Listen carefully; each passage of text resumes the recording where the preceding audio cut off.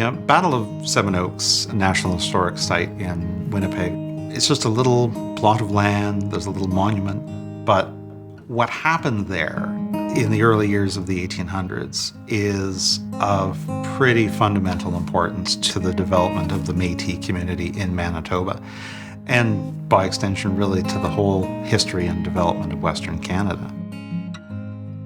At Seven Oaks, there was a very violent confrontation between a Métis force and a force of Hudson's Bay Company men. By the end of it, 22 men were dead.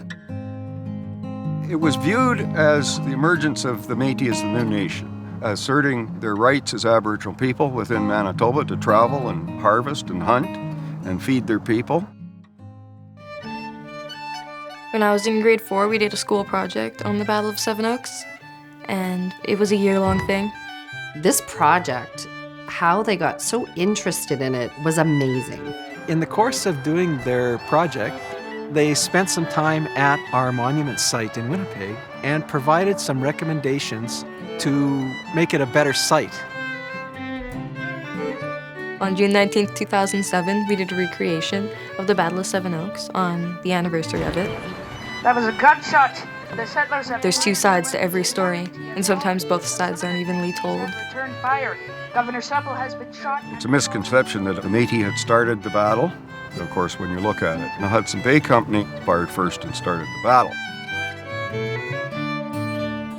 Parks Canada partnered with the Manitoba Métis Federation and Louis Riel Institute to redo the park and put signage on that really told the history of what happened. For a very long time, calling Seven Oaks a massacre was a way of portraying the Métis involved as essentially savage. By changing that word to battle, we're trying to rebalance the Métis story, trying to better reflect the diversity of groups and communities for which these places have significance. To be part of this historical site, it's made me question a lot of the things that we learn in history, especially about the Aboriginal and Métis cultures. Being able to have people involved in telling their own stories and in having a say in how sites are presented and developed is really important.